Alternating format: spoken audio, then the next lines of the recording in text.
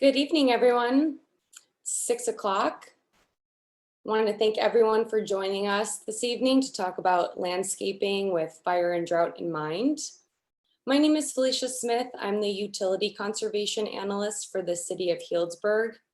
For those of you joining us this evening that live here in Healdsburg, you know our water supply is so scarce that the city had to prohibit irrigation starting in June.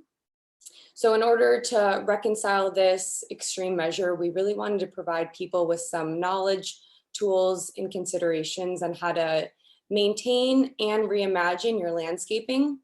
And certainly we have folks joining us from outside of Healdsburg, many of which these recommendations apply to you as well. So grateful to have you here. We have an awesome lineup for this evening. Before I introduce our speakers, I'll do a quick rundown. First, we'll hear from Janet Hartin on drought-tolerant landscapings with an emphasis on trees. So how do we keep our living assets alive? In between, after Janet's presentation and before the next one, we'll leave a little bit of time for 2 to 3 questions before moving on to Mimi Enright's presentation on firescaping. After the presentations, we will have plenty of time for Q&A.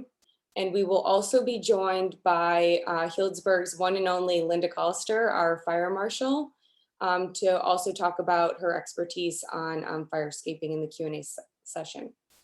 I'm going to do quick bios on our presenters and then turn it over.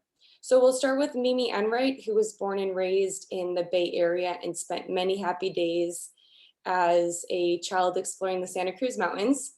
She worked in the tech industry for 17 years before moving to Sonoma County in 2000 to pursue her passion as a gardener designer.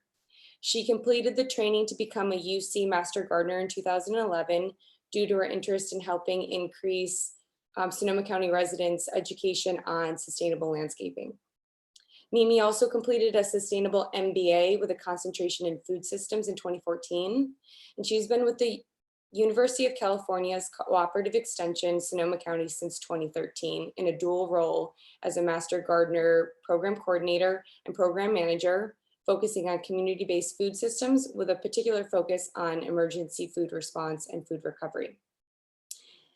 And we'll also hear from Janet Hartin, who is a University of California Cooperative Extension environmental horticulturalist based in Southern California, specializing in research and education to identify drought and heat tolerant landscape trees that can withstand harsh and urban environments.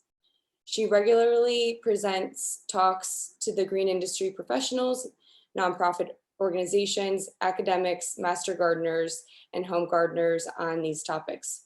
She also provides oversight to the San Bernardino and Riverside County Master Gardeners Program. She's earned an undergraduate and graduate degree in horticulture from the University of Minnesota. And we are so grateful that they are both here with us. And so with that, I will turn it over to Janet to talk about saving our trees.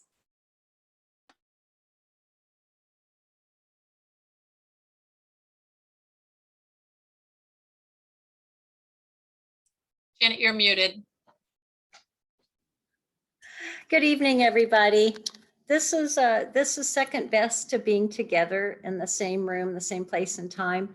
I think a silver lining that you'll agree that came out of COVID is that we've learned to communicate pretty darn well virtually. So I'm actually streaming down here in very hot Palm Springs, California, but grew up in the Midwest, went to school in Minnesota, and I also cover research and education along the coast in LA County and Riverside County. So really happy to be with you today.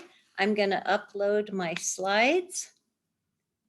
And I appreciate so much Felicia, Mimi, the cities, everybody that is really making dents and some abilities that you may not have thought of to within your 70 gallons per person per day to actually have healthy trees and take pretty good care of your landscape plants. So I'm here to share some tips with you. First of all, can everybody hear me? We sure can. Okay. All right, wonderful. The presentation's direction is keeping plants alive under drought and water restrictions. It won't come as a surprise to any of you to know that almost all of California is currently experiencing extreme or exceptional drought.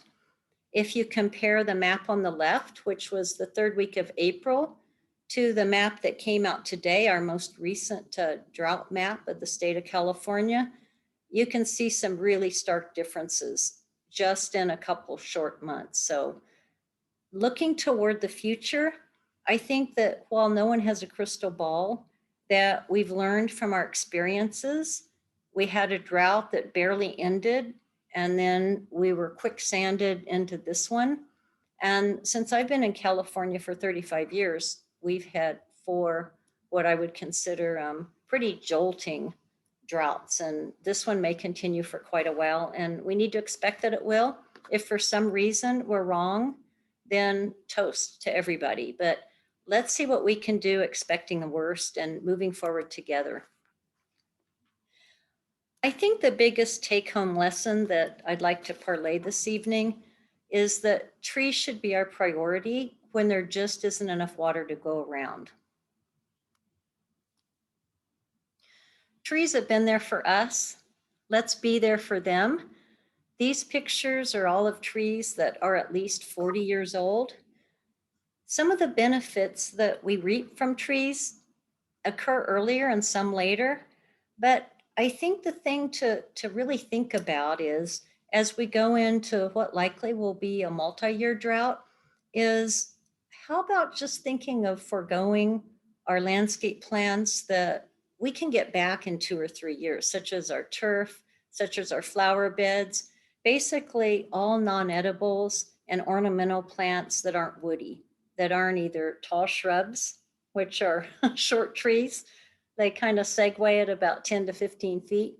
So what can we do with the woody plants and the edibles to make sure that we're prioritizing that 70 gallons per person that we have available to keep them healthy? I like to start with the benefits of our trees. A lot of these benefits don't really accrue until their 3rd, 4th, sometimes their 5th decade of life. So if we lose a 20-year-old tree, that's bad enough. But if we lose a 40, 50, or 100-year oak, maple, some of our more majestic, really long-lived trees, then we've done such a disservice, not only to us, but our children and our children's children. By the time that they're 50, 60, 70 years old, these trees can actually absorb large tonnage of carbon dioxide, which of course is emitted by our fossil fuels and our producing man and woman made machines that are contributing greatly to urban heat islands and climate change. So other benefits of trees that we start to see by the 8th or 10th year are the shade they produce. They also can, through the urban heat island impacts that they help to mitigate, they can actually reduce dashboard temperatures in front seats of cars by 50 to 55 degrees. And that's a lot.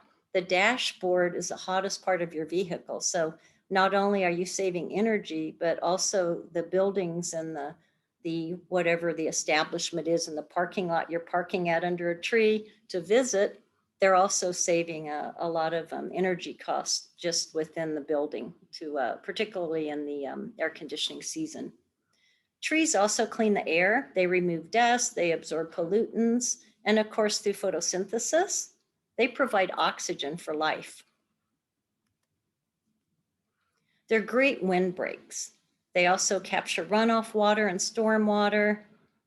They're great at increasing property values and overall just beautifying our neighborhoods and our communities.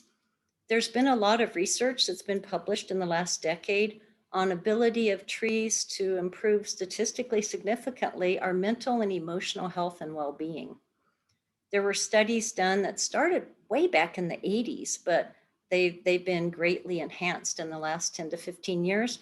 One of the original studies was out of University of Texas in the 80s, in which the patients that had had gallbladder surgery, while they were recuperating in hospital wings, they either had a view through their windows of a landscaped corridor, or they had no view, only a brick wall. They had no landscapes in sight. And looking at records after these men and women were released, it showed some pretty profound differences in how fast that they healed from the surgery, how fast they were able to get back to their lives, their jobs, and re-enter their social and their family world. Their happiness scale, their overall mood was enhanced, and people didn't believe that this could possibly be just because of a tree that they happened to see out of the side window of their hospital room. But subsequent research has underscored that that's absolutely true. Trees also reduce glare and reflection, they reduce noise, and of course we know that they enhance our habitat, they provide for animals and microorganisms, and add to the biodiversity of our landscapes. I took this picture last week here in the desert in Palm Springs, and that's not a typo. You're reading that correctly. This was 1 meter, which is about 39 inches above an asphalt street. This was about 3:15 in the afternoon. And as you can see there, the temperature from that absorbed and very, very hot surface was 168.2 degrees. The shade under the tree next to that was a relatively cool 95 degrees. So big differences. Shade's not only important down here in Coachella Valley, but looking at your temperatures this Saturday, you're going to be nearly as warm with a predicted temperature high of 111 as when I took this picture down here in Palm Springs. Here's some early signs of drought to watch out for. Wilting, drooping leaves that don't return to normal by evening, yellow, brown, sometimes gray leaves. Sometimes they drop off the tree, sometimes they just hang on. And very small new foliage and overall stunted growth throughout the tree. You're going to see different symptoms on different species and different ages of trees, but this is pretty predictive of what you'll see. A tree that in the afternoon might look like this, but might perk up, but doesn't. That's the difference between something that I want to point out that's really, really important called physiological drought. So by 3 or 4 in the afternoon, when we have a really, really hot and particularly dry day, then it's not that the water isn't available in the rooting zone of the plant. It's that the transpiration rate, the pull of that water through the stomates and out the leaves and back into the atmosphere is so much stronger than the available pull of the roots to be able to grab onto and take that water up. And so it's not that the water's not available, it's that the transpiration rate is so much higher than the absorption rate that the tree temporarily wilts. So the recommendation is to wait till later in the evening, have dinner, take your glass of wine, walk your landscape, and see if it hasn't perked up. If it hasn't perked up, then it's time to think about a deep watering. Chances are that it's going to look better later in the evening, and hopefully not just because you have your glass of wine with you. The good news is that research shows that watering our trees just a few times, preferably early morning, really deeply, not very often, in spring and summer with a garden hose or soaker hose can keep them alive through a drought. So the important take-home message is that on the left, whether it's just a good old 25, 50-foot garden hose, maybe you've put on, as you see in the bottom left lower picture, maybe you've put on a gadget that will actually tell you what your gallonage of water is that you're applying, or maybe you've gotten a little bit more advanced and still with your hand watering system, which is allowable according to Felicia, you can actually either directly to your spigot outdoors or to the hose, you can add one of these soaker hoses. Soaker hoses then should have some kind of a valve so that you don't have any water that in the event of a fire hydrant being accessed for a fire or any kind of backflow that could contaminate your potable water, indoor water. So you want to have a pressure regulator and these backflow prevention devices, preferably right there at the spigot. So I want to show some examples about watering trees and where to water and how deep to water and how to figure it all out. So think of your tree as not only growing up with roots that grow down, but roots tend to grow outward beyond what we call the drip line of the tree. So if you see in this picture, you see the tree canopy, and then you see those horizontal dotted bars called the drip line. Tree roots generally are 2 to 2.5 times beyond the drip line of the tree. So when we think about deep watering, we don't want to water near the trunk. We want to water our trees about midway between the trunk and the drip line and beyond the drip line, 4 or 5 feet. And that not only will help secure and ensure that the feeder roots get enough water to get this tree on the other side of the drought, but if you're watering slowly, then the water is going to seep deeper, deeper, deeper than certainly these trees are used to with sprinkler systems that you may have used for your turf when it was still there if you took it out.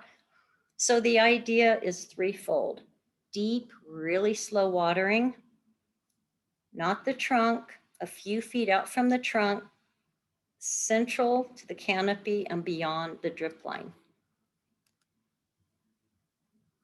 There's some websites that can help you by listing water requirements of trees, because besides just knowing that you need to water deeply, there are differences based on species of trees regarding how much water they require.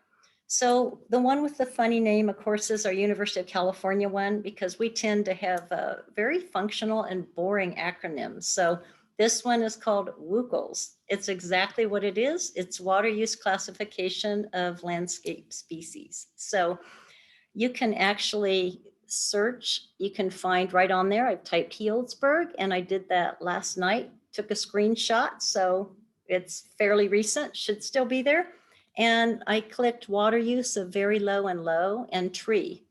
And then over 100 trees will pop up, which also, please don't do this now, but in the fall or on the other side of the drought, when we're not in the hot, dry period, you can think about which of these species that you'd like to plant, but please don't do it during the drought. The other resource I recommend is the Urban Forest Institute / Cal Poly San Luis Obispo website called Select Tree. When you're typing that, remember that the T is shared by Select and Tree. And you can also type by climate zone. Most of you are in 15, some of you might be in 14. Here's another tip.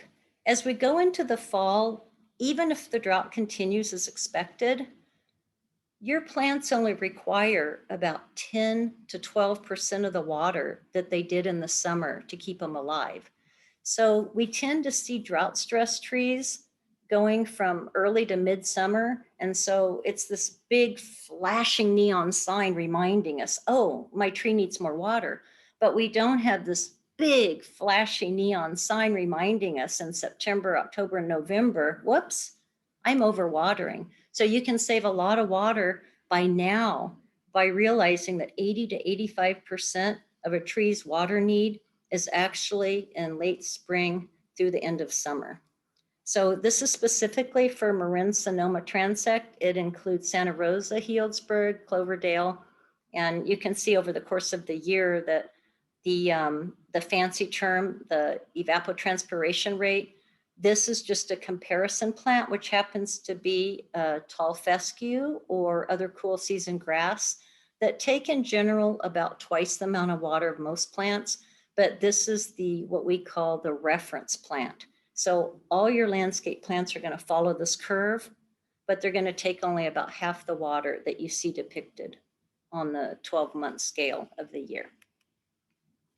It's really important to, I've been doing this 35 years, don't get a manicure until you check your soil.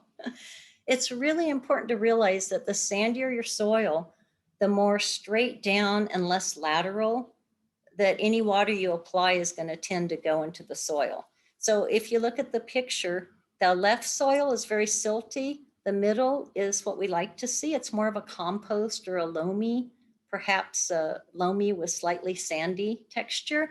And the right is what we don't like to see. It's a heavy clay loam. The advantage, though, to going into the middle to the right soil where it's kind of a clay loam is that when you're applying water, it seeps in slowly. And if you look at the girth in that picture, you can see that the more clay in the soil, the wider the girth that the irrigated water that's applied fills the soil profile.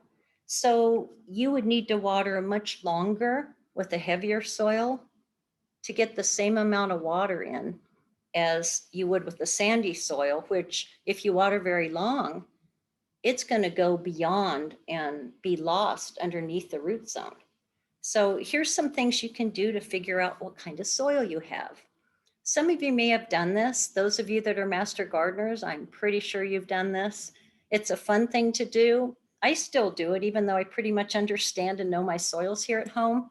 So you want to get any lidded jar, make sure the lid will screw on because you're going to shake this very rigorously. You want to fill your jar halfway with the garden soil in the root zone, in this case of your trees. So you want to go down 8 inches to a foot. You want to fill that again about halfway and then fill the rest of the jar up with water to about 1 inch of the top. Screw the lid back on, shake it very vigorously for 2 or 3 minutes. Let it sit, preferably overnight, at least 12 hours. The next day, you can actually do what would have cost you $50 or $70 for a commercial lab to do. You can figure out whether you have a sandier soil or a heavier clay soil just by seeing how the grains fall out. So the sand is going to fall out on the bottom, the silt on top of that, and then the clay on top of that. You likely will have, as this left picture depicts, a lot of organic matter. If you have a lot of compost, it's just going to be a slurry of compost, which is really good. That shows that you've got a soil that's really about as good as you can go because it's going to drain well, yet hold enough water. So the picture on the right has more clay in it. You can also tell by the color. So the picture on the right would be an indicator that, okay, I'm going to be watering for a longer period of time, but I'm going to have my hose on as low a volume as I can to make sure that that water doesn't run off, because it's going to tend to run off otherwise, and slowly seep deeply and laterally into the soil. I know there's going to be questions, so I don't know if I'm going to consult Felicia. Would you like me to take a couple questions or finish up? Why don't you finish up and we'll take questions at the end Okay. of your presentation. All right. Thank you. Thanks for your patience, everybody. It's really difficult when I can't see and communicate with you. So I appreciate you bearing with me here. Another test is what we call the field test, and that'll also help you determine when to water again. So if you just take your garden soil, again, 8 inches to a foot for your trees, ball it up in the palm of your hand, and see if you can make a ribbon with your forefinger and thumb. If you can, you've got some appreciable clay in it. If you can't, then if it crumbles, it's probably drier and probably has a lot of sand in it. So try out these tips because you really need to get to know your soil. That's as important as determining your irrigation schedule, even with your hand watering schedule, as the species and the time of year. So I want to spend just 5 short minutes talking about the difference in flow rates. Hand watering can be the most efficient type of watering there is. When you're thinking about attaching a hose to a sprinkler system and that sprinkler is back and forth, that water that's several feet above the ground is going to be blowing and evaporating. So the advantage of a hose is you can drag it, you can snake it and water deeply in the root zone of the tree, right where it's going to seep in. You can even put it right as you're hand watering, put it right under any kind of a compost or any kind of mulch made from other organic material to make sure that you don't have the evaporation that's being lost back to the environment when you're using your hose. in general, a 25-foot hose that's wider is going to be applying a different amount of water. So when you're looking at the maximum rate, you probably want to pare that back and mark on your outdoor spigot what is basically a lower flow rate, and so that you can replicate that. One thing you can do is measure how long it takes you to fill up a 5-gallon bucket. So if it takes 5 minutes, then the flow rate is 1 gallon per minute. All right. So at that rate, it would take you 70 minutes to apply 70 gallons of water, which is, again, your allocated per person amount of water you have. So let's say that you're going to use a medium volume of water. So a 1/2 gallon per minute, you're going to apply 30 gallons per hour. All right. So if instead of a regular garden hose, you're using a 25-foot soaker hose, that'll apply the same amount of water that a 50-foot soaker hose would apply, but over a shorter period. So for young trees, that's advantageous because it's going to apply the water deeper. So the longer the hose, the more shallow. And the longer the hose, the more distribution and pressure that the water is going to have to maintain from beginning to end. And so you're going to have more problems. So the younger trees, maybe a 25-foot long soaker hose, an older tree, not to exceed 100 feet, wrapped in concentric circles around your trees. Again, start out a few feet from the trunk, and the more clay, the heavier your soil is, the further apart you're going to band that soaker hose because the water is going to expand outward. Here's a suggestion. This is what I do at home. I hand water, and I water for about 25 minutes at a very low flow rate in each of 4 quadrants. So I water 80 minutes for the trees that are the top of my list to be able to preserve during the drought. And these are circles that I'm not an artist. I tried to make them concentric. They're supposed to be, but see how, again, the idea is to water outside of that canopy and beyond the drip line of the tree.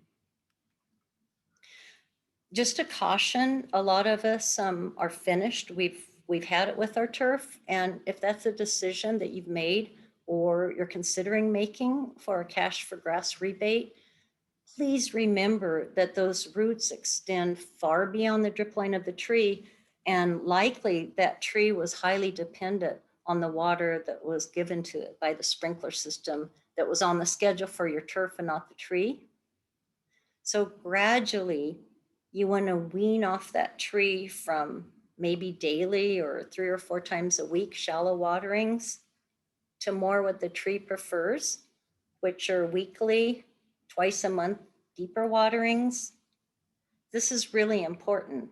And remind your neighbors too that might choose to remove their turf that any tree that's at this size is certainly, most certainly dependent on water it had received from its sprinkler system. I mentioned at the onset of the talk that it's important to prioritize food crops. So you may not be able to get the crop at the production that you'd be expecting in a normal year as far as size and number of fruit. So as long as you have enough water, you can apply the water during that production cycle. So that would be spring and summer. During the filling period of the fruit is when you're going to need to apply proportionately most of the water to get a crop. You can pare that back to half and you won't have much of a fruit crop, but at least you'll keep your tree alive. So think of fewer fruit, but you don't want to go in there and do any fertilizing or any major pruning other than just dead or crossed branches or dangerous pruning, unless you're really getting serious and you're thinking about dehorning, which is a process that I'm not going to get into today, but that's what your neighboring commercial fruit crops generally have by production cycle.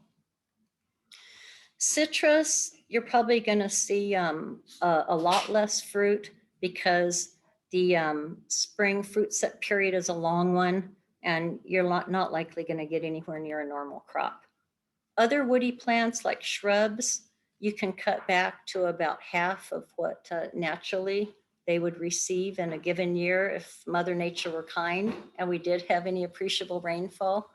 So again, gradually cut back the amount of water. Deep water with the hose. Soaker hoses work great for a lot of shrubs as well. Think about replacing your cool season grass. It takes a lot of water, maintenance, fertilizers, pesticides, with warm season, low maintenance, no mow and blow ground covers. The temperature above ground cover last week, which I paired with the temperature above the asphalt and under the shade of that tree, was 84 degrees. So the winning duo was shade from a tree over a drought efficient non-turf ground cover.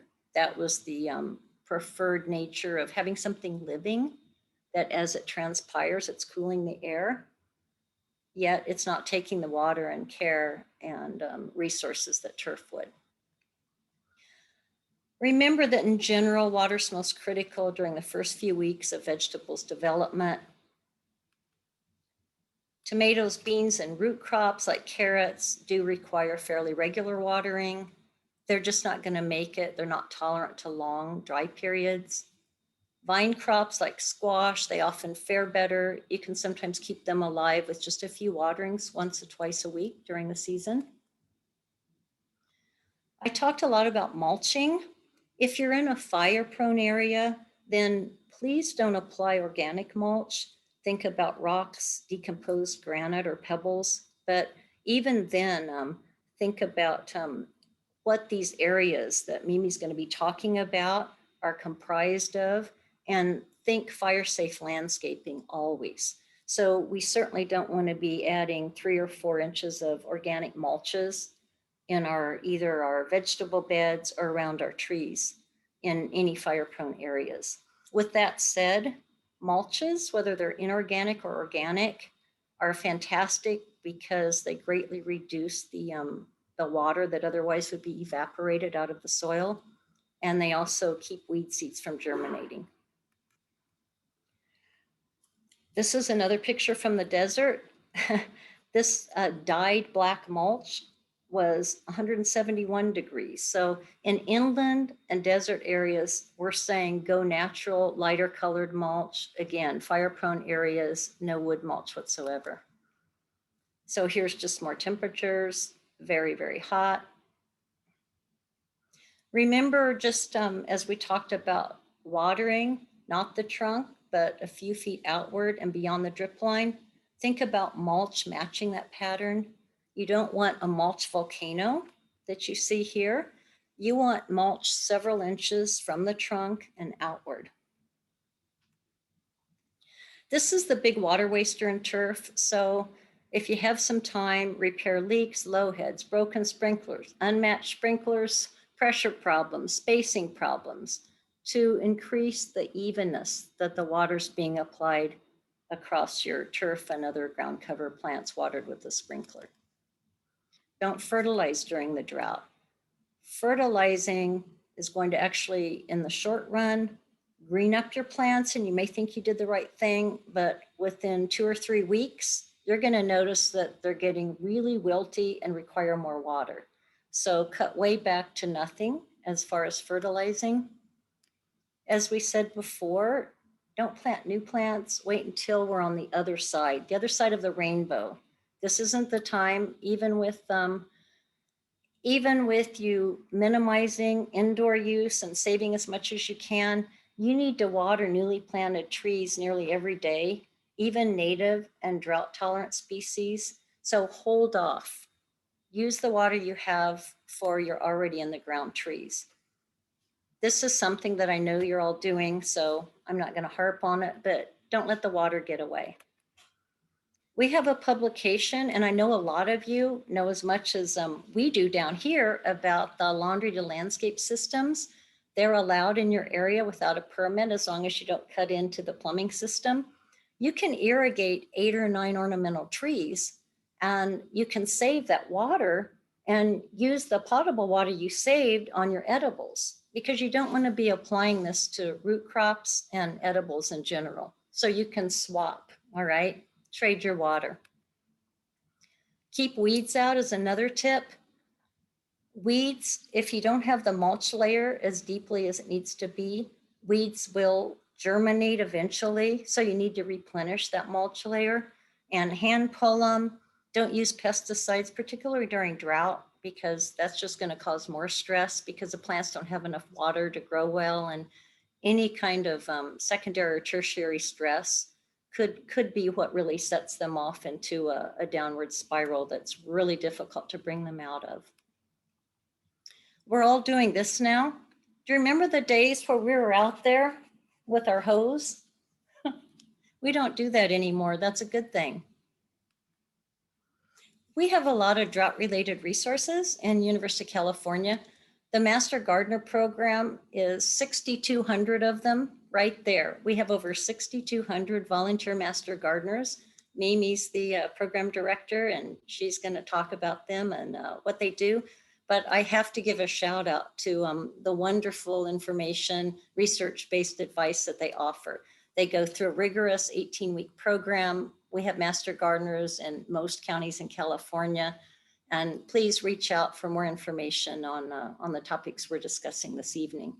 We also have Keeping Plants Alive Under Drought and Water Restrictions, the Lawn Watering Guide, use of gray water in California landscapes, and the overarching Sustainable Landscaping in California Guide.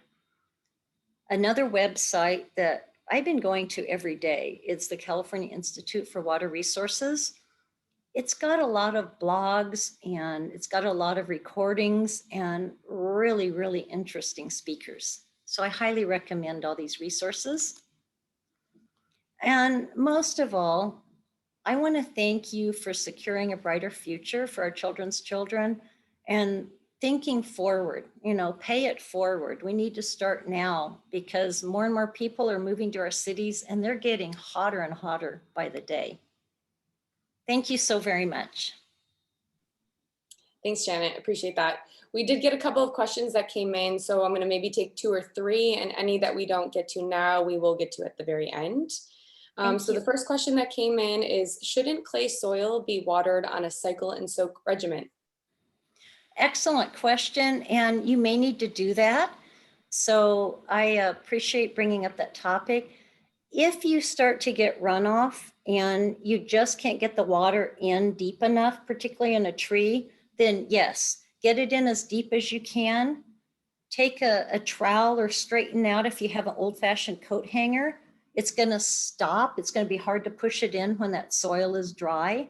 So measure how deep that was, and then make sure that you're adding before that soil completely dries out, adding when it's still moist a second or maybe a third cycling of water to make sure that that water continues downward to 8 inches or a foot.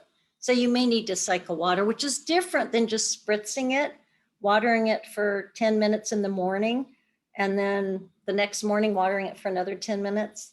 Those are 2 completely different things. The first one being what you want to do, the second one, what you want to avoid. Thank you. The next question is, do you recommend raised dirt circles, I think you might mean mounds, around trees to contain water? They can be useful. It's important when you're making those mounds, preferably you're making them at tree planting time, because you don't during the drought want to expose any roots. And a lot of our trees tend to sort of aerially root. So that's the caveat, is don't expose any roots. But yes, a lot of people make these water basins, but make sure that you're draining away from the trunk. Again, you don't want the lower part of the trunk or that root system to be holding water, because even during drought, we get a lot of people bringing in samples that, guess what? They're root rots. They have Phytophthora root rot on them during the drought. And then the last question before we move over to Mimi's, she says, we live on a 13 acres of oak woodlands. I was told that we should not water the oaks. We have all native plant landscapes and no irrigated areas. Should we water our natives? your native oaks. Mhm. Yeah, that's controversial. This is my educated opinion, is that in a drought, if you start to stress them and you start to see the implications of the stress, then by all means you need to deep water them. When a tree is stressed, then it further succumbs to pests and diseases. So I haven't had any negative response at all in our research projects from deep watering oaks. Cool. Thank you. So again, any questions that came through that we maybe didn't have a chance to answer, we will get to after we hear from Mimi on fire escaping. That's great. So Thank Janet- you. Thank you, I'll Janet. stop my share. Perfect. We'll do the magic swap over. Fingers crossed the Zoom gods are with me. Are you all seeing my presentation? We are. Perfect. Great. Let me do a little more adjustments.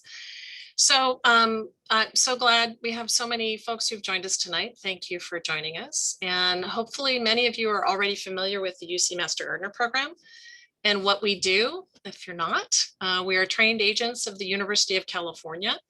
And our mission is to extend the educational outreach of the University of California, colleagues who are doing research like Janet, to our local community. So we do that with a focus on science-based information. That's the foundation of our outreach, with sustainable landscape principles as our core. So Janet did a really great job talking to you guys about managing your landscape under water restrictions. And in particularly, we wanted to do a workshop for Healdsburg residents because you're on water restrictions with no irrigation. But I have to say, from watching city posts, and I was a Healdsburg resident for 15 years, so I've got lots of friends in Healdsburg, watching everybody's posts, everybody's really stepping up to the plate on water use reduction and being really innovative in addressing this challenge. But I'm sure many of you are concerned about dry landscape during fire season. So what I'm hoping to do in my presentation is share some basic information with you about defensible space, and maybe some opportunities that you have to create a more fire-wise and sustainable landscape moving forward. So just really trying to give you a framework for assessing your landscape and help with plant prioritization with water that's left over from your household use that you can use and apply out in your home garden. And I want to say that this is actually this is a very reduced half-an-hour version of what is typically a 2-hour workshop that we do with some community colleagues. So I'm going to take you really quickly through some information, but we've got longer versions of this if you're interested in diving more deeply into this topic. So I'm going to take you quickly through some basic principles on fire and on fire-wise landscaping, and then step you through design recommendations by the different zones in your defensible space around your home and structures. I'm going to touch on mulch considerations and then wrap up with some opportunities for you to consider in marrying your water conservation and your defensible space recommendations as we move ahead. So I think here in Sonoma County, I think we are all too clear that this is what our future looks like. So climate change scientists are projecting that we're going to see more extremes in when we get rainfall. So when we get rain, it will likely be in atmospheric rivers. And when we don't, we will likely be having longer drought periods. And we live in a summer dry climate anyways, which means that we have to provide supplemental irrigation for plants that aren't low or very low water use from generally April to October. So we really need to get smarter moving forward about how we capture and retain water when we get it, whether that's in the soil or in storage containers. Smarter about what plants we're using in our gardens from a water use and a biodiversity perspective. Smarter about where we put those plants from a fire-wise perspective, and how we design the landscapes around our homes. So I want to stress that each of our landscapes and our individual situations are unique and have to be considered individually. But I'm hoping that some of the ideas that I'm sharing today are going to help you move forward. Okay, so I'm not going to spend a lot of time on fire and how it operates, but I want to cover a few basics which are really important to the context of our conversation today. So very basically, fire must have 3 elements in order to burn, and that's fuel, oxygen, and heat. And fuel is very basically anything that will burn. And in our home landscapes, that can include vegetation such as trees, woody shrubs, or perennials, landscape mulch, fencing, roofing, decks, lawn furniture, arbors, right, on and on and on. And the one element that we can control in that landscape in a fire situation is the fuel.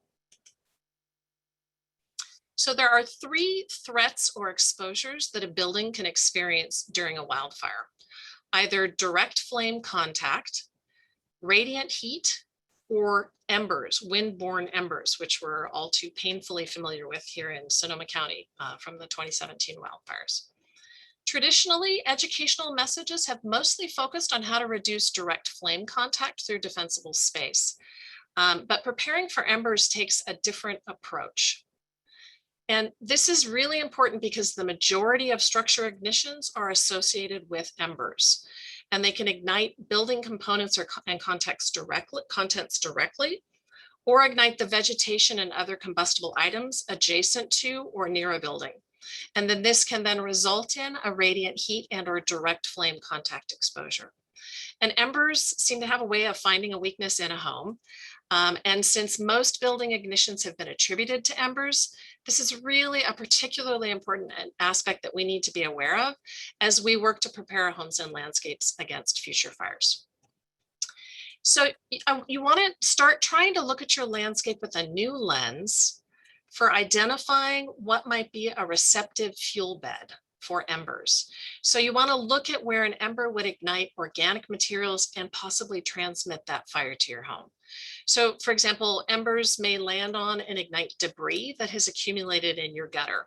Then that burning debris in your gutter causes then direct flame contact on the edge of the roof. Or embers that ignite nearby woody vegetation that has a lot of dead debris built up in its interior could then ignite and result in a radiant heat exposure to the side of a building, possibly igniting the combustible siding or breaking the glass in a window and then transmitting the fire into your home. Okay, so let's start with some really key basic foundational recommendations to help make your home and your landscape more fire-wise. So you want to make sure on a continual basis that you're removing all dead or dying plants and branches and removing ladder fuels. And I just noticed that I have that redundant. So it's really important. I'm saying it twice.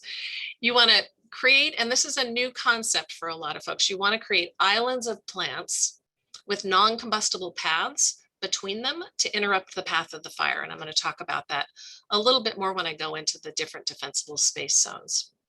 You want to avoid planting or mulching close to all structures. And then you want to prune tree limbs up at least 6 feet from the ground or 1/3 the height of the tree. And then again, because it's so incredibly important, you want to eliminate ladder fuels. Okay, so your starting point is your house. And we're not going to go into the topic of home hardening today, as our focus is, of course, on the landscape. But there are many really wonderful resources to help guide you through the home hardening process. But I want to introduce you to the different defensible space zones in your home landscape that we're going to be talking about today. So after you've hardened your home, then you want to move out to the 0 to 5 foot perimeter around your structures. Then you move out to the 5 to 30 foot zone, and then into 30 to 100 foot zone. That's the defensible space zone around your structures in your home.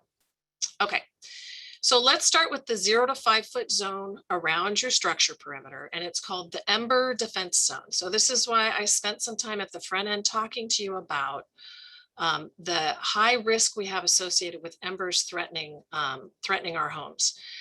This is a relatively newer zone introduced into the defensible space recommendations. And when we, as a Master Gardener program, started doing a deep dive into the topic of Firewise landscaping after the 2017 fires, it was clear to us we had to try to help communicate and help educate our community as we move forward in this new world. We couldn't find graphics that supported the 0 to 5 foot zone. That's how new this this zone is in defensible space recommendations. I want to stress that this zone is supported by scientific research. So there has been scientific research conducted that shows that creating this 0 to 5 foot zone around the perimeter of your home and structures can help defend it in the face of fire and wind-blown embers. So the objective of this zone is to reduce the chance of those wind-blown embers from a fire landing near the home and igniting combustible debris or materials. And since this zone is closest to the house, it requires our most careful selection and maintenance of vegetation and other possible fuels. So classically, we've massed shrubs against the house called foundation shrubs. So this is a really big shift away from how we have traditionally designed our landscapes. But we really need to rethink about the fuel this generates for fire in immediate proximity to our homes. And I've been hearing messaging from different COPE groups working around the county that a lot of folks are really resistant to this. So I've tried to include some pictures to visually depict for you what this can look like. So the recommendation is to minimize planting in this zone, especially under vents and eaves, in front of windows or combustible siding, and under or near a deck. Optimally, you have no combustible materials used in this zone, and that includes any plant materials or wood mulch. The ideal would be to use a decorative rock or a hardscape to create your ember defense zone. And then, of course, you want to ensure that you're regularly removing any leaf debris or dead plant materials or that might have dropped into that zone throughout the fire season. And you want to make sure you're pruning all tree limbs 10 feet from a chimney or a stovepipe outlet. So it's not my intent to be insensitive to the situation that Healdsburg residents are in with these water restrictions and not being able to use your landscape. But I'm really trying to give you some information that you can then use to prioritize which plant materials are most important for you to save moving ahead. And Janet did a really great job talking about why trees are really incredibly important in our landscapes and all the values that those bring. But we really have an opportunity here to manage our landscape. So moving ahead, we're better prepared during this and future fire seasons. So I'm really trying to give you a lens for if you're looking at, you don't have enough water left over from your household use to really maintain your whole landscape, which is unlikely. How do you prioritize what plants you want to keep? So in this scenario, this could mean that you remove all the plants in your 0 to 5 foot perimeter around your structures. But I want to make sure I really point out, it doesn't mean you have to remove trees in that perimeter. The most important aspect about having trees closer to your home is what debris they drop that you would then need to maintain perhaps on your roof to remove it from your roof and in the zones immediately around your structures. So here's, as I mentioned, a lot of people really struggle with the idea of moving all the plant materials from within that 5 foot perimeter around their home because the concept of foundation shrubs is so deeply ingrained in us. But here are some ideas, design ideas about what you can do in that 0 to 5 foot zone around your structures. Lots of creative ways to use hardscape in this zone that will prevent embers from igniting organic material and transmitting it to your home. So these are a couple pictures from homes here in Sonoma County. A few ideas of what some folks have done here to create their ember defense zone. On the left, that's a home that was lost during the Tubbs fire in Fountain Grove area, and they've done a gravel perimeter around their structure to create that ember defense zone. And on the right, home in Kenwood that's gotten a little more artful with some stepping stones and some rocks. Okay, let's move on to the 5 to 30 foot zone. And this is commonly referred to as the home defense zone. And this is likely where firefighters will have to make a stand if they're working to defend your home from a wildfire. So you really want to keep this in mind to ensure that they have ease of access. So the recommendation for this zone is to plant in islands that are separated by non-combustible pathways. The goal is to interrupt the flow of that fire to your home. Plantings in this zone optimally should be herbaceous or non-woody and 3 foot in height or less.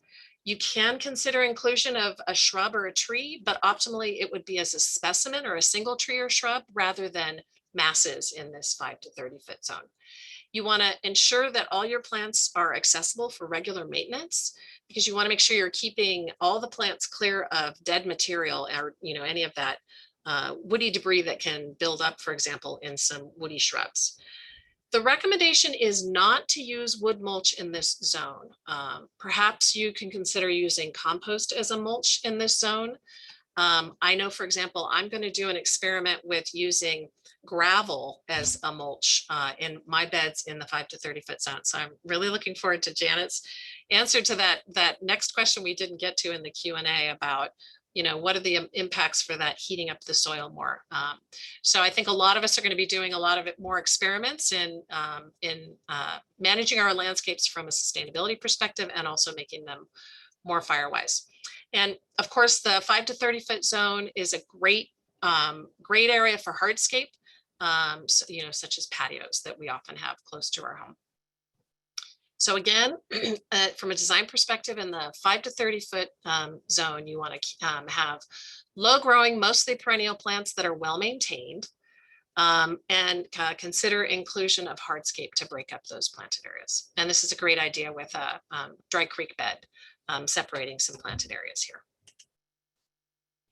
Okay, and another just visual, here's another rebuild post 2017 fire with a really nice example of some mostly herbaceous plants under 3 feet with a few specimen trees, maybe more specimen trees than we should have, with planting areas separated by a gravel path. And then of course you see a hardscape patio around the house perimeter. Some more island and path ideas, in this case, using less expensive drain rock has been used in this scenario. Okay, so now let's move on to the 30 to 100 foot zone around your structures called the reduced fuel zone.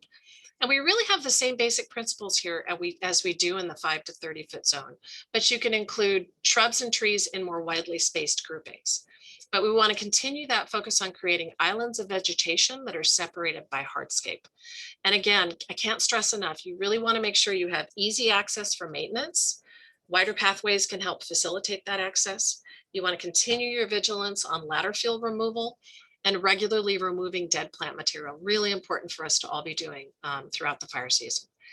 Any annual grasses must be mowed to 4 inches in height. That's this doesn't refer to your ornamental grasses you might have in your landscape, but more wild grasses or weeds that you might have in your 30 to 100 foot zone. And then you want to move any wood piles to this zone. You don't want, and then you don't want anything combustible that's located near that pile. Here are a few more pictures for some design inspiration. This in using natives to support biodiversity, but we're showing some separation. Use of mulch in this 30 to 100 foot zone. But then in many urban landscapes, you may not have a 30 to 100 foot zone. And in this scenario, you want to make sure you're working closely with your neighbors on preparedness. So I'm not going to spend a lot of time on suggested spacing guidelines. I want to just touch on this. We've got lots of great resources on our webpage on this. I want to stress that these spacing guidelines are CAL FIRE recommendations for plant spacing. They also have recommendations for tree spacing within the 100-foot defensible space on around your home. These aren't mandated by law, but they're guidelines due to our firefighting officials' experience with flame height, and they're based on the slope of the land around a home, which is, of course, a major consideration in assessing wildfire risk, as a fire will burn faster and more intensely uphill than along flat ground. So this graphic is depicting shrub spacing. I will say that our fire officials have told us that low growing, well irrigated grasses or ground covers or perennials could be considered acceptable between these plant groupings. But generally based on your slope, you want to, for example, on less than a 20% slope, you want to have 2 times the height of the tallest shrub in the shrub grouping between those masses of plantings. Janet did a great job talking about, briefly touching on why it's important to retain water when we get it. Swale, which can briefly hold water during rains, is a great solution there. Dry creek beds are also a really lovely application that we can use to slow spread and sink and store water in our soil. Okay. Now I want to move to mulch, and mulch is a really important sustainable landscaping practice in our home landscapes because it helps with weed suppression and water conservation. So it's really important for us to consider its inclusion. But since wood mulches are organic and as such combustible materials that can transmit fire, it's recommended not to use mulch in a widespread or continuous manner. So again, the recommendation in the 0 to 5 foot zone is no organic mulch. And here you see some examples of that in these pictures. Also from homes that burned and rebuilt after the 2017 fires. So composted wood chips have been demonstrated to have the least hazardous fire behavior overall of 8 mulch treatments that were tested in this study by the University of Nevada at Reno and the University of California. So the recommendation is that you use 2 to 3 inches of mulch, and again, to break up your planted areas. The recommendation is to use larger size arbor mulch, no gorilla hair. The smoldering combustion produced by gorilla hair may not be readily noticeable during a wildfire event, and it may go undetected by firefighters. So the picture on the left shows composted wood chips, and on the right, that's gorilla hair mulch. This is a picture from Fire Safe Marin, and you can see how the embers landed in the gorilla hair and can tend to smolder. So the risk is that firefighters may move on to defend another property, and the embers could flare up and spread the fire to the house. And note, this is bad juice. Not only is it gorilla hair, but it's used within that 0 to 5 foot perimeter around the home. So that's our bad example. I think I've hit on the topic of ladder fuels already enough. The goal is really to reduce the possibility of having fire move up from the ground plane into the crown of trees. You want to avoid planting shrubs under trees. So when you're looking at prioritizing your landscape, you may want to consider removal of any shrubs under trees. And again, you want to limb up all your trees at least 6 feet from the ground, and then continue to maintain that as it grows. Okay, so making the assumption, please, that we get some rain this winter, enough rain to pull us out of the drought, or whenever we come to that place and you're ready to replace some of the plants you lost. What are some of the plant selection considerations that you want to consider to be Firewise? And if you are rethinking your whole landscape moving ahead, we really encourage you to consider native plants. And by incorporating native plants into your landscapes, you can help extend habitat for insects and wildlife, which is critically important. And many native plants, of course, they're adapted to our summer dry climate. There are many options that are low and very low water use because they have adapted to our climate. So you want to choose plants that will grow to a size that's appropriate for their location. So when you pick up that little 4-inch pot with a plant at the nursery, and I've been guilty of this before, you really have to pay attention to what its mature size will be and where you're planning to put that in your landscape. And then, of course, you want to locate plants where excess pruning isn't required to maintain desired spacing from a Firewise perspective. Are you putting it somewhere where it will thrive? If it's a plant that prefers shade, are you putting it in full sun? Are you up for the maintenance that the plant will require? Is it invasive? Will it spread to a neighbor's property and possibly create a fire threat?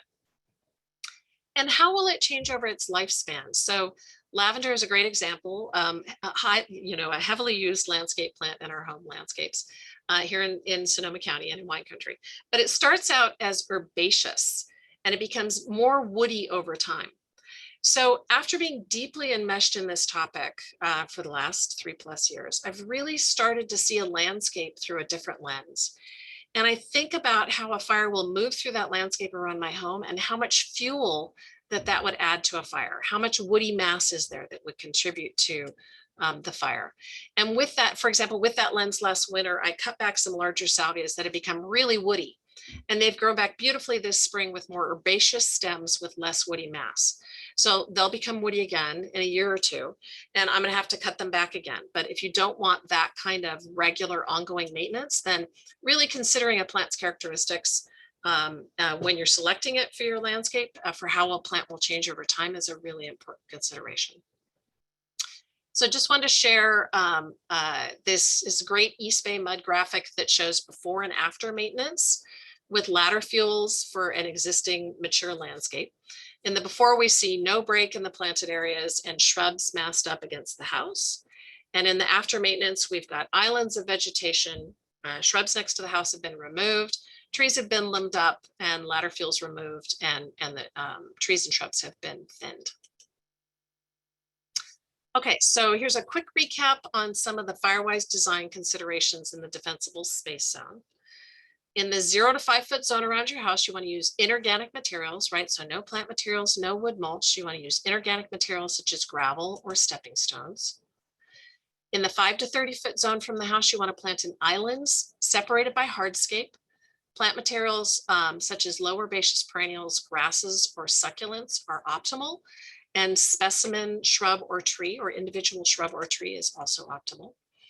And in that 30 to 100 foot zone around your home, you want to use the same basic principles as 5 to 30, but you can include some shrub and tree groupings in widely spaced groups, separated by areas that break up the spread of wildfire. So as I've tried to stress, ongoing maintenance is really critical for Firewise landscape. Particularly with your water restrictions, you're going to want to be monitoring trees and shrubs closely and removing any dead or dying branches. You want to prune out any dead material that builds up in the interior of shrubs if possible. That's why that ease of access is really important. And if I haven't stressed enough, I want to recommend prioritizing removal of any shrubs under trees that would remove any possible ladder fuels. So just wanted to wrap up by sharing some possible opportunities for you to consider as you work through prioritizing your landscape, given water restrictions. Remove plants and wood mulch in that 0 to 5 foot zone and replace it with inorganic materials. When prioritizing plants, given water restrictions, really consider plant separation in that 5 to 30 and 100 to 100 foot zone. If you can, use compost as mulch in the 5 to 30 foot zone, or you can join me on my experiment with gravel as a mulch in my beds in that zone. And again, you want to separate any mulched plant islands with hardscape or a low ground cover. And I want to point out that we have a wide array of amazing resources for you on our UC Master Gardener program of Sonoma County webpage. Lots of great information. We've got plant lists based on Master Gardeners' experiences here in Sonoma County of low and very low water use plants for your consideration as we move ahead. If you have any questions, please feel free to send an email to our information desk at mgsonoma@ucanr.edu. And I hope I've helped give you a quick framework for assessing your landscape and prioritizing the plants you want to sustain through this drought, and to help you with creating your own lens for making your landscape more Firewise. That's it for me. Thank you so much, Mimi. Mm-hmm.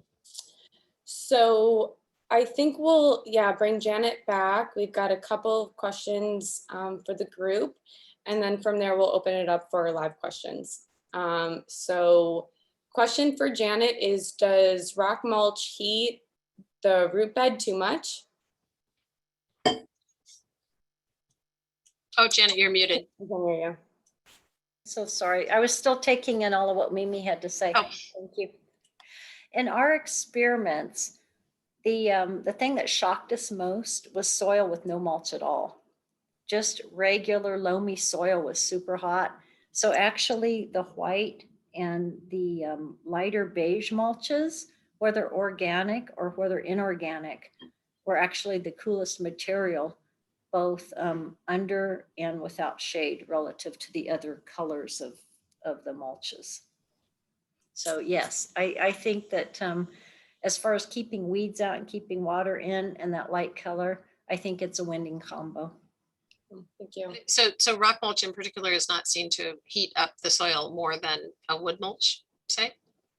It's all about the color. Ah, okay.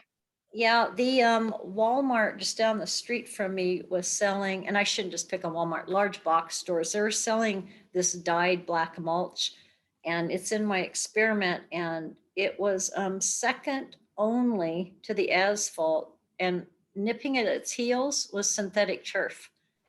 Oh, And wow. I felt so sorry for this dog that was being walked because the dog, he or she, raced over to the grass. Oh, Not that you should have your dog do their thing on somebody else's lawn, but their paws can burn in 10 seconds.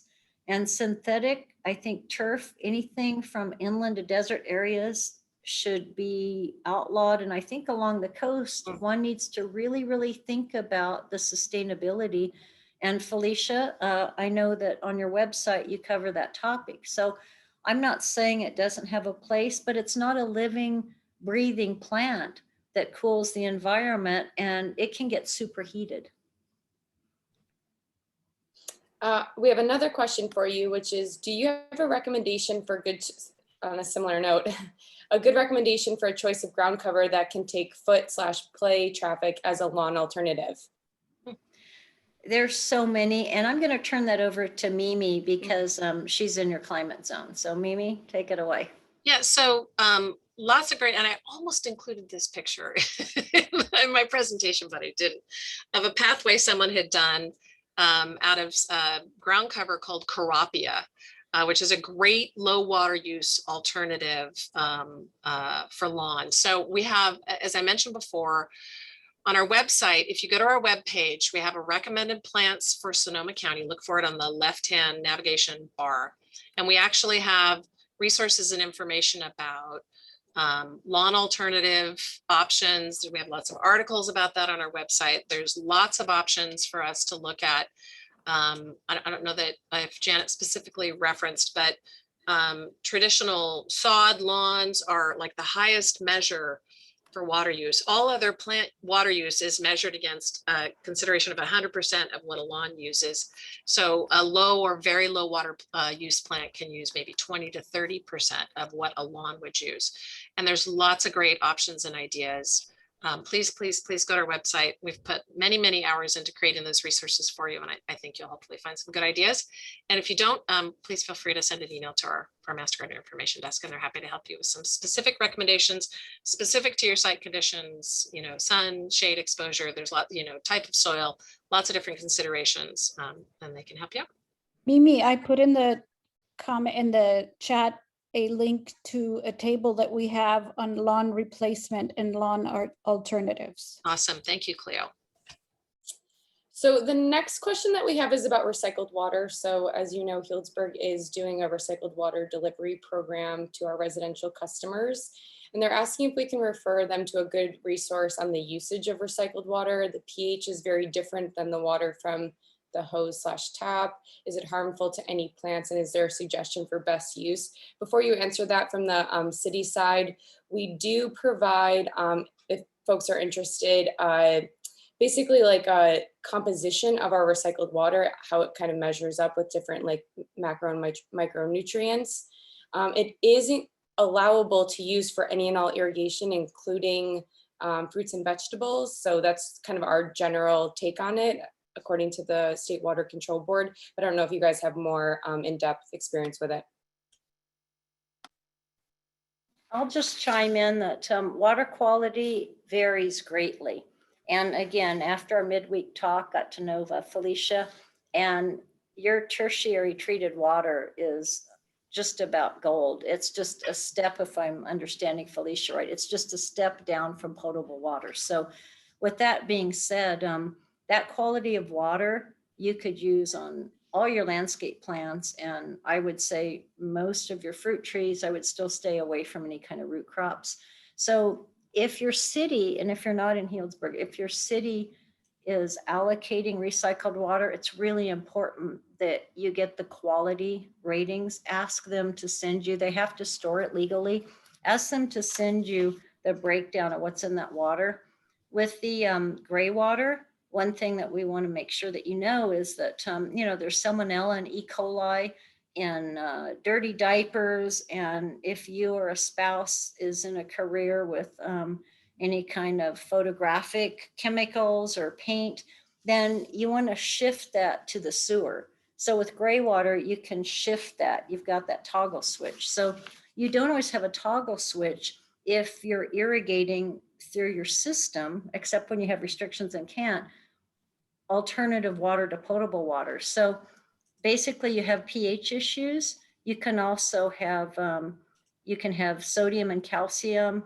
You can have high levels of potassium that can all damage plants, as well as any kind of human impacts if you do have any kind of fecal matter or anything like that that got away from you in your gray water system. It's really important to know the quality. Yeah, and so with that, through the City of Healdsburg website, we have a link about our recycled water delivery program. What I will do next week is add our composition report so that people have that as a reference. Great idea. Okay, and then the last question in the chat before we move to live questions is, what about using deep water drip sticks, which I don't even know what that is. Yeah, there's different kinds and people refer to those generically. We prefer that you get to know your soil and you water just with a hose. It is the most efficient way. And you don't want to add a new system and dig into the root zone, certainly of a mature tree, because you're cutting and engraving and making nooks and crannies, of which can carry pathogens that carry disease forming organisms. So we really are all about, you know, the berms, again, if done correctly at planting work, and then just deep soaking just with your garden hose or with the soaker hose. That's what the preference is. Some of those bags work pretty well, but any kind of open buckets, I meant to mention this before, so 10 seconds on this. If you're taking a 5-gallon bucket and making little, 8-inch holes in the bottom, cover the bucket. Otherwise, a lot of that water is going to transpire out of it, or which we call evaporation out of it. So thanks for that reminder. So it is 7:15. We are scheduled until 7:30 and was hoping that we could make this a little bit more interactive in that hearing from folks that are joining us this evening. And so wondering if anyone wants to ask a live question by raising your hand, and we will go ahead and unmute you and have a conversation. And we'll give it just a few seconds.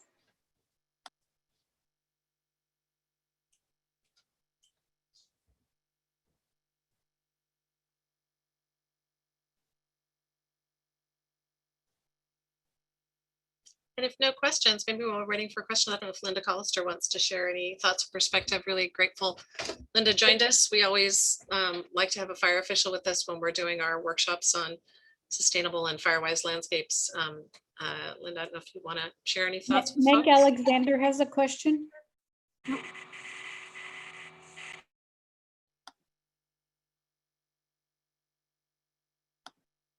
Meg, you were unmuted.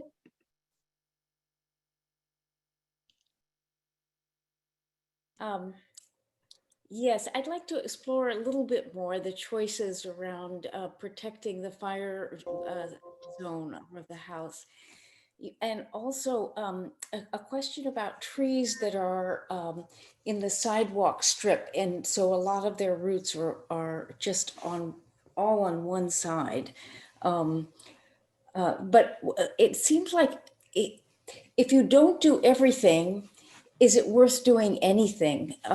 We live in an old craftsman house in the old part of town, and it's such a difficult thing to imagine removing so much of the landscaping. But if we don't remove like all of it, it wouldn't be safe. So it's just it's a hard aesthetic choice to make. And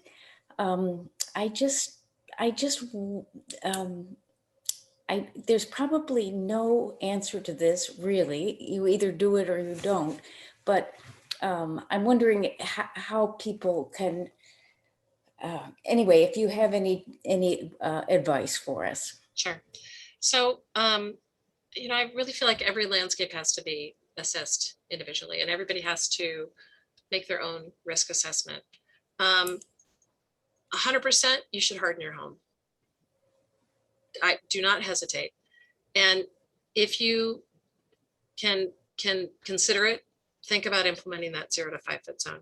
We're really not trying to, I mean, a big foundation of what we're trying to communicate is we're not telling people you have to create a moonscape. Trying to get you to maybe look at your landscape in a little different way. So maybe if you start with hardening your home, make sure you limbed up all your trees 6 feet from the ground. I would definitely remove any ladder fuels, any major shrubs under trees, if you can tolerate it. And if you're struggling with the prioritization of not enough water from your, left over from your household use to maintain your landscape, then you might want to start thinking about creating perhaps that 0 to 5 foot zone. I know it's hard to tackle with an existing landscape. Yeah. I don't know if Linda has anything else she might want to add on top of what I've shared. We have also gotten a water tank for the delivery. They're doing weekly deliveries. So we're beginning to kind of figure out how to use that. And Yeah. definitely trees are our priority, the structure of the landscape. Yeah, that's great. Linda, do you have anything you want to share on top of what I said? Yeah, absolutely. Thank you everybody for being here. Great discussion. Janet and Mimi nailed it. Love it. For fire safety, if you're going to remove the plants, look at 0 to 5 feet. I responded to the wall bridge and glass fire, and I just want to say, totally true. Up on the glass fire, and we were up in Skyhawk area. And I just have to say, leaving hoses out there, garden hoses that, somebody like me in a pickup truck can go around and pick down, fencing that's on fire and hit that landscaping materials like the gorilla hair mulch. It carried the fire underneath, and I had somebody's hose and, didn't have good water pressure, and the fire would pop up in one area and then another area. And one other thing, Mimi, you had a great picture of the hardscaping around the home. I don't know if you could pull it up, but I just want to have everybody do this at their house, because we talk about ember intrusion, which is so important. And if everybody says, well, that area is up against concrete, so it shouldn't matter. But what I want everybody to do is put the back of your hand against the concrete and slide your fingers up, and you'll see there's a gap between your siding and in the house. And so where ember intrusion can get up behind your walls and then carry fire behind the walls up to your attic.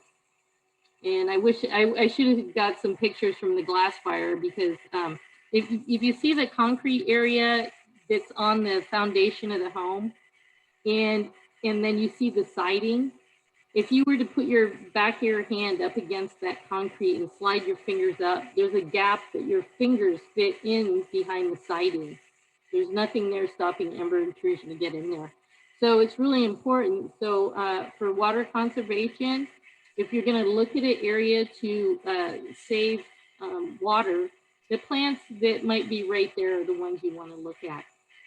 Additionally, all the information was great, and we saw this firsthand. And there's a lot of people that put a lot of plants to block off seeing your neighbors, because the fencing is pretty close in between the houses and a lot of vines.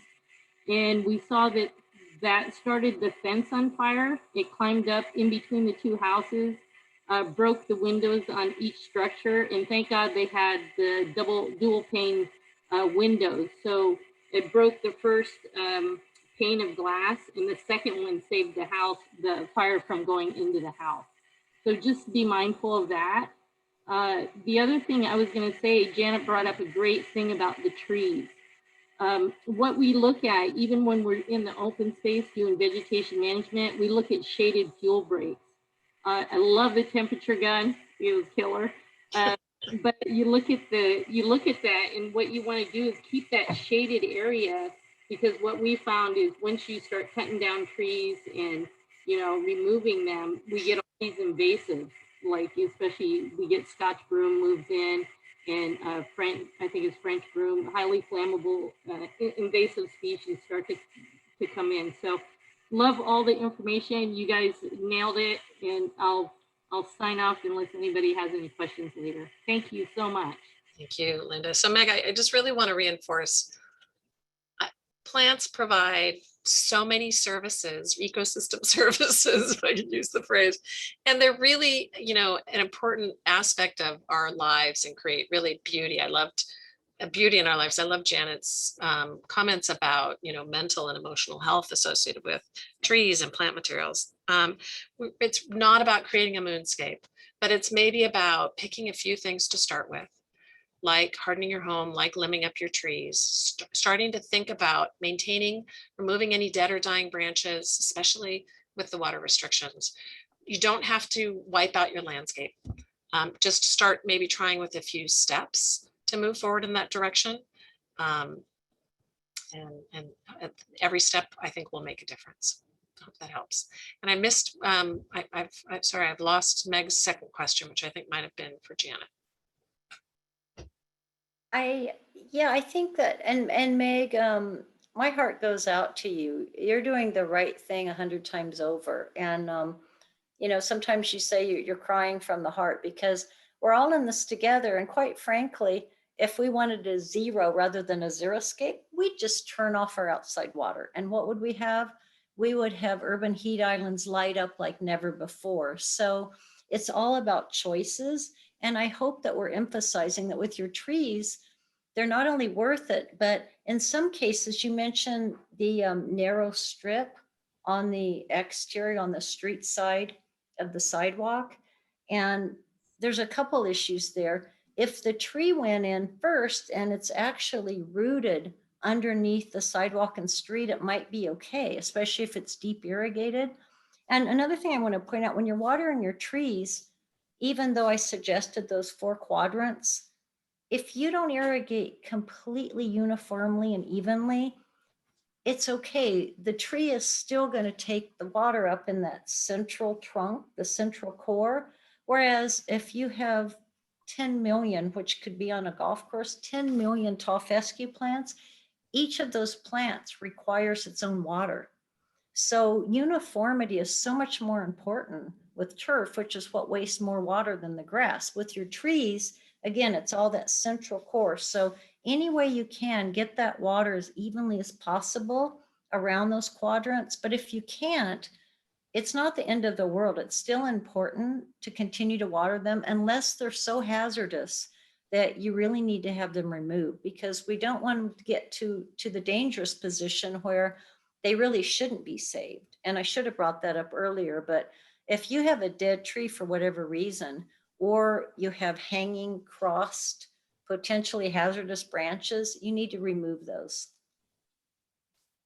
Thank you. We have 3 more questions in about 3 minutes. So I just have one for Linda, which is, so we'll do the text question and then I'll move over to Kim and Kathleen's live questions. Many fires start because of superheated air going through windows and starting a fire internally. Can closing glass doors and windows and closing blinds and shades help reduce that possibility? Oh, absolutely. Yeah. So if you ever have to evacuate, make sure you close your windows. Close your windows, close your doors, close your garage doors. And, if you can, leave a hose out there for us, plugged in or, attached, but don't turn any water on. So yeah, absolutely. And if you live in the wild land urban interface, you have those dual pane tempered glass as well. Thanks, Linda. Okay, Kim Pearson, you're able to talk, ask your question. Hi, I have a person I'm helping with a landscape, and I wanted to find out the trees that are near their house are cleared at the base, and then they have a retaining wall that comes up, and then the landscape planter and stuff. Anyways, what I'm trying to say is the laddering of the plants, at some point, how much space do you need between, and how much, I'm not sure if I'm explaining this very well. So typically the flame height can reach 3 times the height of the shrub. Okay. So if you have a 3-foot shrub, that means the flame height can reach 9 feet up to the lowest part of the tree canopy. Linda, would you add anything more on top of that? Or Yeah, I think I need to go back to your original drawing of the slope, because this is a slope and it's situated where there's, you know, a stacking effect. So I just deleted that slide because I was really trying to figure out about the tree spacing, and then it showed the 3 times the height of the shrub. I removed that. No, it's okay. Should have left it in. You know, it's a scenario of a steep hill, so I need to look back. Oh, yeah, then that's a much different dynamic. Okay. Yeah. Sorry. Yeah. Thank you. Thanks, Kim. Kathleen, you are unmuted.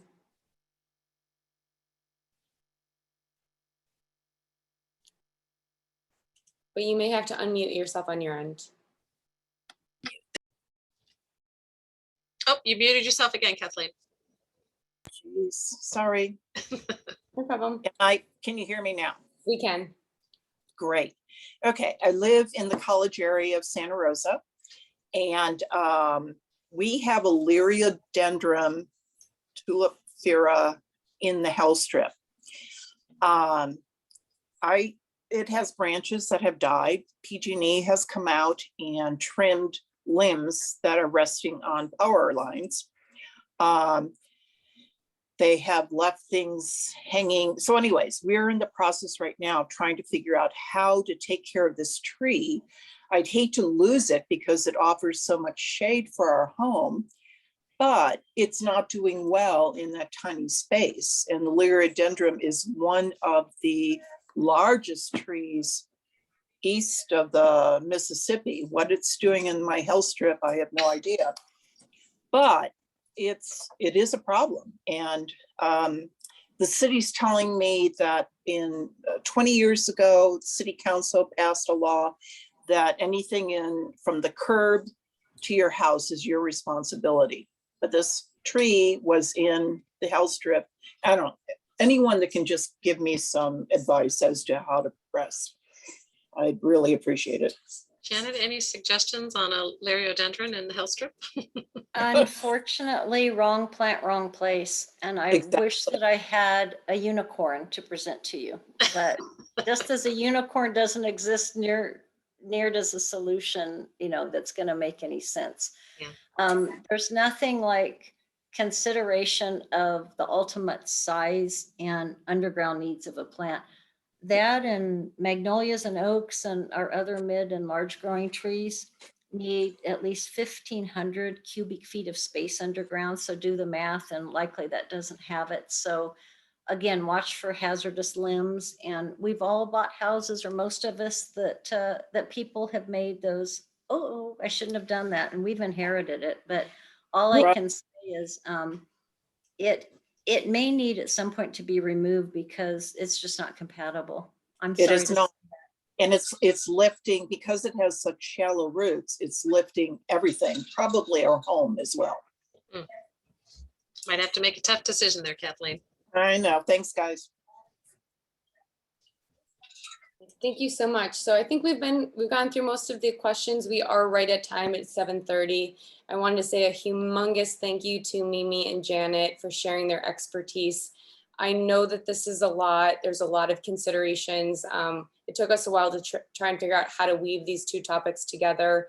So I think the most important thing is knowing there are ample resources available to you through the California Cooperative Extension, City of Healdsburg. Also, thank you, Linda Collister, for joining us this evening. And hopefully you found this helpful and possibly sharing 1 or 2 tidbits with your friends and family about what you learned tonight. So with that, thank you all so much. The recorded version and all of the slides will be posted on the city website, and we will share that out. Did Linda want to make a last comment? Linda raised her hand. Yeah. Yes, I just wanted to make one last comment since we have so many people here. There is a large prescribed burn happening now along, you can see it from 101 and alert wildfire cameras in Geyserville. So just be aware it is a prescribed burn and there are a lot of firefighters on scene. Thank you for that. I'm sure I'll see the smoke on my drive home to Cloverdale tonight. Thank you so much for hosting us, Felicia. Yeah. Thank you. Take care, Thank you, everybody. Bye. Stay safe. Bye-bye.